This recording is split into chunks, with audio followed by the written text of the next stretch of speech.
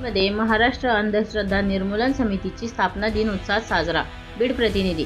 महाराष्ट्र अंधश्रद्धा निर्मूलन समितीच्या स्थापन दिनानिमित्त आज दिनांक 9 ऑगस्ट 2026 रोजी बीड शाखेच्या वतीने विविध प्रबोधनात्मक कार्यक्रमाचे आयोजन करून हा दिवस मोठ्या उत्साहात साजरा करण्यात आला. महात्मा फुले पुतळा परिसरात आयोजित करण्यात आलेल्या या कार्यक्रमात गीत जागरच्या माध्यमातून चळवळीची गाणी सादर करण्यात आली.